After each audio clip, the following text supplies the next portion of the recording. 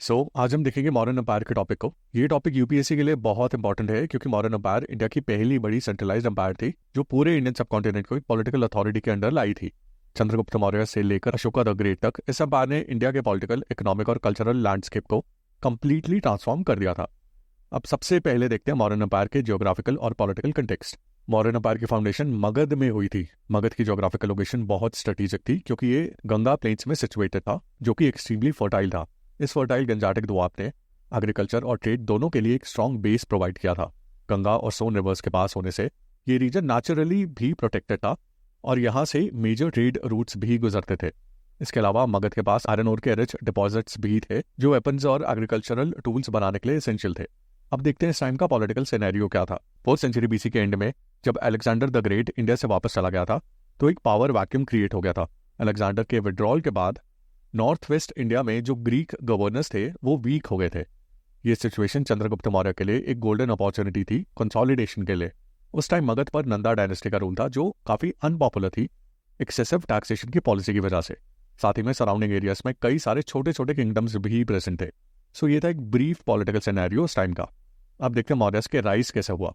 चंद्रगुप्त मौर्य ने approximately 322 BC में unpopular Nanda dynasty को ओवरथ्रो करके मॉडर्न एम्पायर एस्टैब्लिश किया था। इस कॉन्क्वेस्ट में चंद्रगुप्त की हेल्प की उनके गुरु और एडवाइजर चाणक्य ने, जो कौटिल्य या फिर विष्णुगुप्त के नाम से भी जाने जाते थे। चाणक्य एक ब्रिलियंट स्ट्रेटेजिस्ट और पॉलिटिकल थिंकर थे। उनका कंट्रीब्यूशन सिर्फ मिलिट्री स्ट्रैटेजी तक ही लिमिटेड नहीं था बल्कि उन्होंने स्टेट एडमिनिस्ट्रेशन के लिए कंप्लीट थियोरेटिकल फ्रेमवर्क भी दिया था। अब यहाँ यूपीएससी के पर्सपेक्टिव से कुछ इंपॉर्टेंट सोर्सेस मेंशन करना जरूरी है।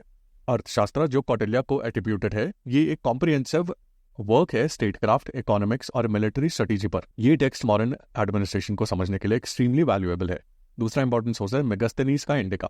मेगास्थनीज एक ग्रीक एम्बेसडर थे जिसे सेल्यूकस I ने चंद्रगुप्त मौर्य के कोर्ट में भेजा था अराउंड 305 बीसी।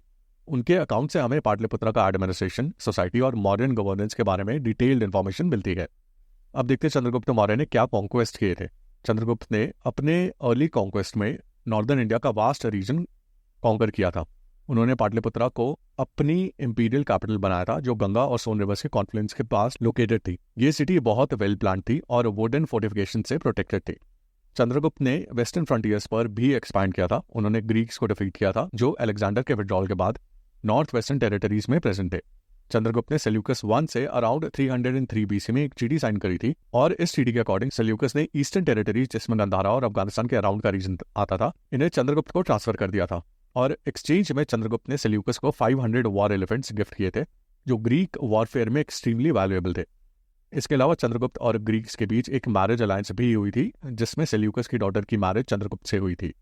इस ट्रीटी से दोनों एम्पायर्स के बीच पीसफुल रिलेशन एस्टैब्लिश हुए थे और मेगास्थनीज जैसे एम्बेसडर्स का एक्सचेंज हुआ था। अब देखते हैं मॉडर्न स्टेट का स्ट्रक्चर और एडमिनिस्ट्रेशन। मॉडर्न एम्पायर का एडमिनिस्ट्रेटिव सिस्टम बहुत सोफिस्टिकेटेड और सेंट्रलाइज था। टॉप पर एम्परर या फिर किंग होते थे जिनके पास सुप्रीम एग्जीक्यूटिव, लेजिस्लेटिव और जुडिशियल पावर्स होती थी। एम्परर को असिस्ट करते थे मंत्री परिषद यानी काउंसिल ऑफ मिनिस्टर्स। अर्थशास्त्र में कौटिल्य ने 27 डिफरेंट सुपरिटेंडेंट्स, जिन्हें अध्यक्षास बोला जाता था, इनका मेंशन किया है जो वेरियस इकोनॉमिक एक्टिविटीज को रेगुलेट करते थे। इंपॉर्टेंट ऑफिसर्स में आते थे चीफ मिनिस्टर, मिलिट्री कमांडर्स और एक एक्सटेंसिव नेटवर्क ऑफ स्पाइस। ये स्पाई सिस्टम मॉडर्न एडमिनिस्ट्रेशन का एक यूनिक फीचर था। स्पाइस को दोनों इंटरनल और एक्सटर्नल इंटेलिजेंस गैदर करने के लिए डिप्लॉय किया जाता था। ये इंटेलिजेंस नेटवर्क एम्पायर की सिक्योरिटी और स्टेबिलिटी मेंटेन करने में एक क्रूशियल रोल प्ले करता था। इसके अलावा प्रोविंशियल एडमिनिस्ट्रेशन भी वेल ऑर्गेनाइज था। अशोका के टाइम में एम्पायर को 5 मेजर प्रोविंसेस में डिवाइड किया गया था। ये प्रोविंसेस थे उत्तर पथ जिसकी कैपिटल तक्षशिला थी, अवंती राष्ट्र जिसकी कैपिटल उज्जैन थी, ईस्टर्न प्रोविंस जिसकी कैपिटल तोसाली थी, सदर्न प्रोविंस जिसकी कैपिटल सुवर्णगिरी थी और सेंट्रल रीजन जिसकी कैपिटल पाटलिपुत्रा थी। प्रोविंसेस को गवर्नर्स मैनेज करते थे जो यूजुअली रॉयल प्रिंसेस या रॉयल फैमिली मेंबर्स होते थे। उन्हें कुमार या आर्यपुत्र कहा जाता था। गवर्नर्स को असिस्ट करते थे महामत्रास और बाकी और ऑफिसर्स। लोकल एडमिनिस्ट्रेशन में विलेजेस बेसिक यूनिट होती थी और ग्राम्य का विलेज हेड होता था। डिस्ट्रिक्ट लेवल पर राजुकास एडमिनिस्ट्रेशन को हैंडल करते थे जो मॉडर्न डिस्ट्रिक्ट कलेक्टर्स के सिमिलर थे। साथ ही युक्तास अकाउंटेंट्स थे जो रेवेन्यू रिकॉर्ड्स मेंटेन करते थे। अर्बन एरियाज में काफी सोफिस्टिकेटेड एडमिनिस्ट्रेशन था। मेगास्थनीज ने डिस्क्राइब किया है कि पाटलिपुत्र सिटी को 6 कमिटीज मैनेज करती थी और हर कमेटी में 5 मेंबर्स होते थे। ये कमिटीज वेरियस फंक्शंस हैंडल करती थी जैसे ट्रेड रेगुलेशन, फॉरेन विजिटर्स का रजिस्ट्रेशन, बर्थ्स एंड डेथ्स का रजिस्ट्रेशन, इंडस्ट्रियल एक्टिविटीज की सुपरविजन, वेट्स एंड मेजर्स और पब्लिक सैनिटेशन। अब देखते हैं रेवेन्यू और टैक्सेशन सिस्टम को। रेवेन्यू और टैक्सेशन सिस्टम मॉडर्न इकोनॉमी का बैकबोन था। लैंड रेवेन्यू सबसे मेन सोर्स ऑफ इनकम था और पीजेंट्स अपनी प्रोडक्शन का 1/4 to 1/6 टैक्स में देते थे, जिसे भाग बोला जाता था। अदर टैक्सेस में आते थे बाली यानी ट्रिब्यूट, हिरण्य यानी कैश पेमेंट और इरिगेशन सेस। साथ ही समाहर्ता एम्पायर का चीफ रेवेन्यू कलेक्टर था और सन्निदाता ट्रेजरर हुआ करता था। अब जहां तक जुडिशियल सिस्टम की बात है, तो जुडिशियल सिस्टम में एम्परर सुप्रीम जज था। इस जुडिशियल सिस्टम में 2 टाइप्स के कोर्ट्स थे, धर्मस्थ्य जो पर्सनल डिस्प्यूट्स हैंडल करता था और कंटकोष्ठ था जो स्टेट मैटर्स हैंडल करता था। और जो पनिशमेंट्स होती थी वो ऑफेंस की नेचर और सिवरेनिटी पर डिपेंड करती थी। अब देखते हैं मिलिट्री ऑर्गेनाइजेशन को। मॉडर्न एम्पायर की मिलिट्री बहुत पावरफुल थी। मॉडर्न आर्मी में एक लार्ज स्टैंडिंग फोर्स थी जिसमें थे approximately 6 lakh infantry, 30,000 cavalry, 8,000 chariots और 9,000 वॉर एलिफेंट्स। इनमें से एलिफेंट्स मॉडर्न मिलिट्री का स्पेशल फीचर था जो वॉर में एक डेवास्टेटिंग इफेक्ट क्रिएट करते थे। और हस्त्यध्यक्ष यानी सुप्रिटेंडेंट ऑफ एलिफेंट्स एलिफेंट्स की ट्रेनिंग और मैनेजमेंट को सुपरवाइज करता था। अब देखते हैं इकोनॉमी, ट्रेड और अर्बनाइजेशन को। एग्रीकल्चर मॉडर्न इकोनॉमी का फाउंडेशन था। मॉडर्न एम्पायर ने परमानेंट विलेज सेटलमेंट्स को प्रमोट किया था और क्योंकि विलेजर्स मेनली एग्रीकल्चर की एक्टिविटी में इन्वॉल्व थे, इसलिए विलेजर्स की सेटलमेंट्स को एक्सपांड करने से हमें मॉडर्न एम्पायर में एग्रीकल्चर का एक्सपेंशन भी देखने को मिला। एग्रीकल्चर में 2 तरह के लैंड्स होते थे, एक तो जो विलेजर्स इंडिविजुअली कल्टिवेट करते थे और दूसरे थे क्राउन लैंड्स जो कि मॉडर्न गवर्नमेंट के डायरेक्ट सुपरविजन के अंडर आते थे और इनको सुपरवाइज करता था सीताध्यक्ष। इसके अलावा इरिगेशन इंफ्रास्ट्रक्चर भी डेवलप किया गया था। अर्थशास्त्र में इरिगेशन सेस का मेंशन है जो इरिगेटेड लैंड पर लेवी होता था। अब जो क्रॉप्स मॉडर्न एम्पायर में ग्रो करी जाती थी, इनमें आती थी rice, wheat, barley, sesame, sugarcane, vegetables और फ्रूट्स। एग्रीकल्चर के अलावा ट्रेड एक्सटेंसिवली फ्लरिश हुआ था मॉडर्न रूल के अंडर। जहाँ तक इंटरनल ट्रेड की बात है तो ये रिवर्स और रोड्स के नेटवर्क्स के थ्रू कंडक्ट होता था। इंटरनल ट्रेड के साथ साथ एक्सटर्नल या लॉन्ग डिस्टेंस ट्रेड भी एग्जिस्ट करता था जो कि Greek empires, west Asia, Sri Lanka और बर्मा तक एक्सटेंड होता था। मॉडर्न एम्पायर्स इन सब रीजन्स के साथ भी एक्सपोर्ट और इम्पोर्ट में इन्वॉल्व था।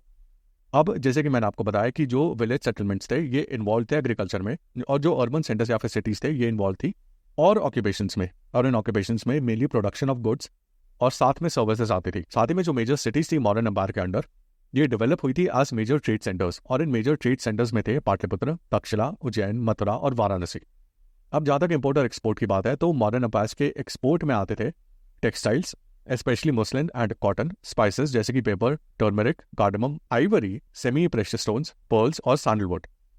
और इम्पोर्ट्स में आते थे हॉर्सेस, वाइन, बुलियन यानी कि गोल्ड एंड सिल्वर और परफ्यूम्स। और जो टोटल इंपोर्ट्स और एक्सपोर्ट्स का बैलेंस ऑफ ट्रेड होता था वो मॉडर्न एम्पायर के फेवर में होता था, यानी कि मॉडर्न एम्पायर एक्सपोर्ट ज्यादा करता था और इंपोर्ट कम, और इससे वेल्थ की एक्यूमुलेशन ज्यादा होने लगी और इस ट्रेड सरप्लस से मॉडर्न एम्पायर ज्यादा फ्लरिश हुआ। ट्रेड के अलावा जो करेंसी सिस्टम था मॉडर्न एम्पायर में ये वेल डेवलप्ड था। करेंसीज में बेसिकली 5 मार्क्ड कॉइन्स का यूज किया जाता था। ये कॉइन्स सिल्वर के बने होते थे जिसे पाना कहा जाता था और इन कॉइन्स पर पीकॉक, हिल और क्रेसेंट जैसे सिंबल्स बने होते थे। सिल्वर कॉइन्स के अलावा कॉपर कॉइन्स भी यूज होते थे, ऑल्दो इन कॉपर कॉइन्स का यूज कम होता था। इस स्टैंडर्डाइज्ड करेंसी की वजह से इंटरनल और एक्सटर्नल ट्रेड दोनों फैसिलिटेट हुए थे। जहाँ तक क्राफ्ट्स और इंडस्ट्री की बात है तो ये मेनली अर्बन एरियाज में लोकेटेड होती थी और ये भी मॉडर्न एम्पायर में बहुत फ्लरिश कर रही थी। इस टाइम पर मेजर क्राफ्ट्स में आते थे मेटलर्जी यानी iron, copper, gold, silver work, textile manufacturing, pottery, would working, stone cutting और आइवरी कार्विंग। मॉडर्न एडमिनिस्ट्रेशन ने सर्टेन इंडस्ट्रीज पर मोनोपोली मेंटेन करी हुई थी, यानी कि कुछ ऐसी इंडस्ट्रीज भी थी जहां सिर्फ गवर्नमेंट ही होती थी और कोई प्राइवेट इंडिविजुअल या फिर कंपनी इन इंडस्ट्रीज में एंटर नहीं कर सकती थी। ये मोनोपोली वाली इंडस्ट्रीज में आती हैं माइनिंग, आर्मर मेकिंग और लिकर ब्रूइंग। जो आर्टिसंस होते थे ये गिल्ड्स या एसोसिएशंस में ऑर्गेनाइज होते थे और ये गिल्ड्स प्रोडक्शन स्टैंडर्ड्स सेट करते थे और क्राफ्ट सीक्रेट्स को प्रोटेक्ट करते थे।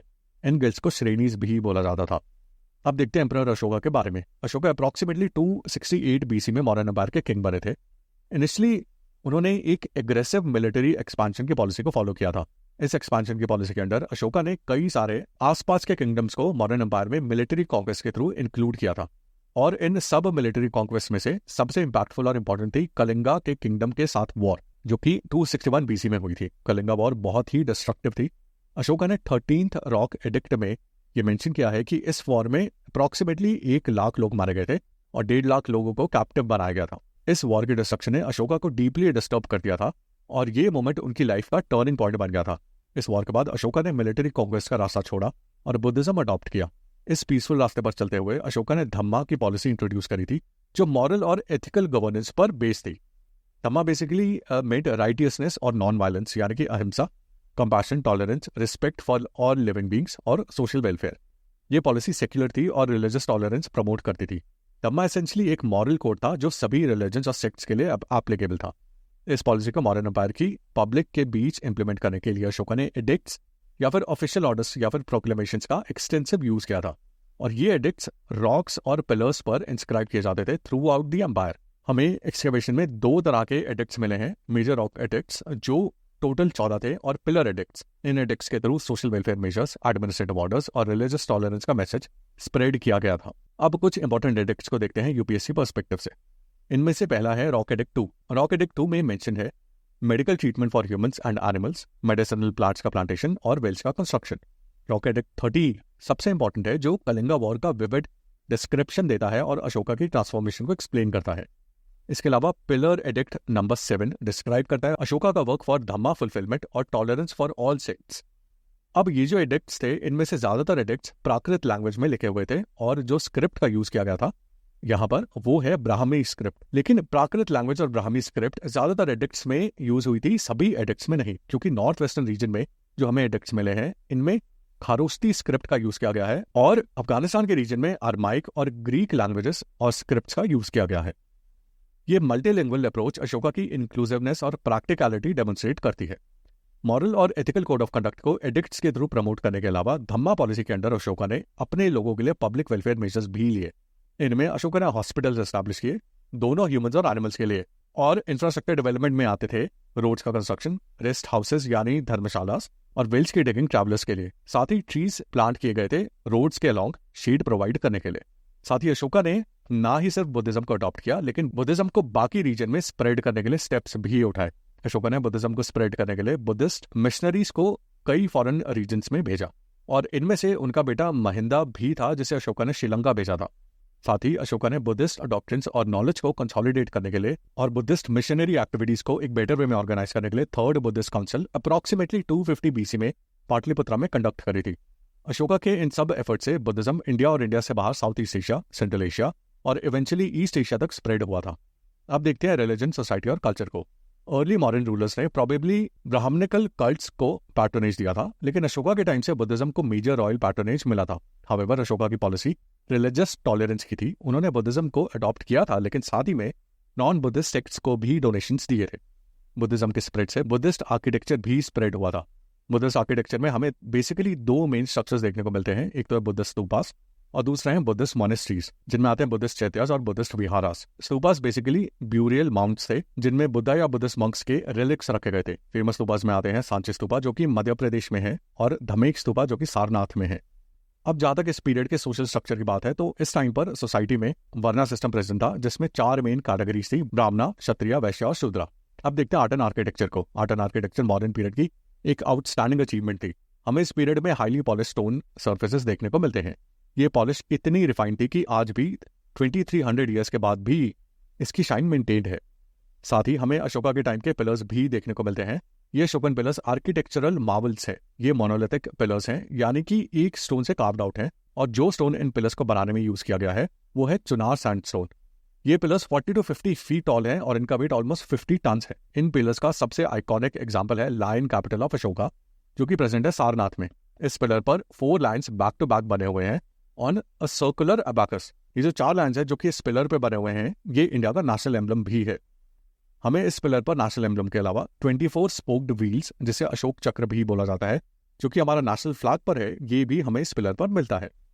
ये जो लायन कैपिटल है, ये बुद्धा के फर्स्ट सर्मन जो कि उन्होंने सारनाथ में दिया था, इसको कमेमोरेट करता है। पिलर्स के अलावा स्तूपास और विहारास भी इंपॉर्टेंट आर्किटेक्चरल कॉन्ट्रीब्यूशन है इस पीरियड के। स्तूपास में सांची स्तूपा सबसे इंपॉर्टेंट है, जिसे अशोका ने कमीशन किया था, और जो विहारास हैं ये बेसिकली मॉनेस्ट्रीज थी बुद्धिस्ट मंक्स के शेल्टर्स के लिए।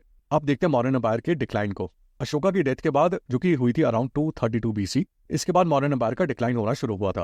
अशोका के बाद जो रूलर्स आए थे ये काफी वीक रूलर्स थे, और ये इमीडिएट कॉज बना था मॉडर्न एम्पायर के डिक्लाइन का। अशोका के बाद सिर्फ 6 किंग्स ने रूल किया था, और वो भी सिर्फ 52 ईयर्स तक। ये रूलर्स उस वास्ट एम्पायर का बर्डन इफेक्टिवली हैंडल नहीं कर सके थे जो कि उन्होंने इनहेरिट किया था। इसके अलावा एडमिनिस्ट्रेटिव ओवरस्ट्रेच एक सीरियस प्रॉब्लम थी। इतने बड़े एम्पायर को एफिशिएंटली मैनेज करना डिफिकल्ट हो गया था। नेक्स्ट रीजन है इकोनॉमिक प्रेशर्स भी काफी ज्यादा थे। हिस्टोरियंस आर्ग्यू करते हैं कि अशोका की वेलफेयर पॉलिसीज और नॉन वायलेंस पर एम्फेसिस ने एम्पायर को इकोनॉमिकली और मिलिटरली वीकन कर दिया था।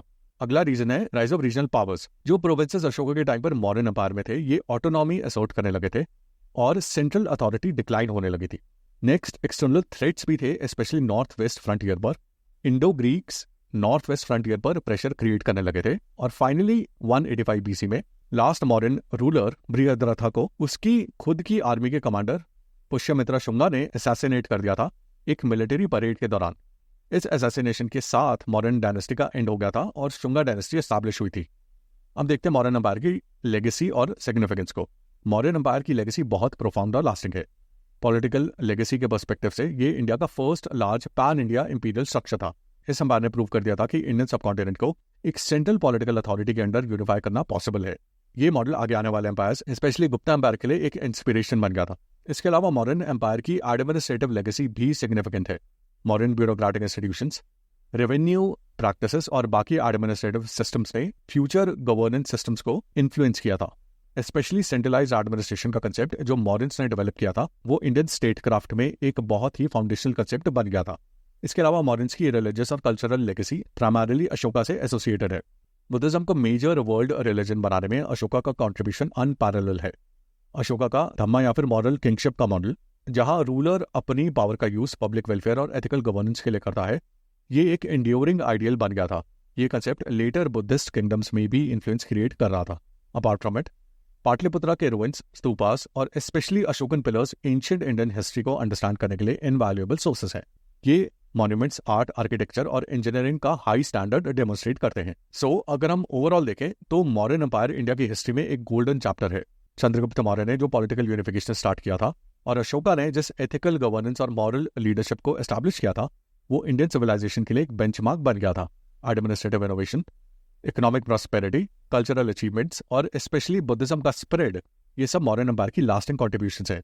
सो ये था मौर्यन एम्पायर का topic. I hope you like the video. Follow for more.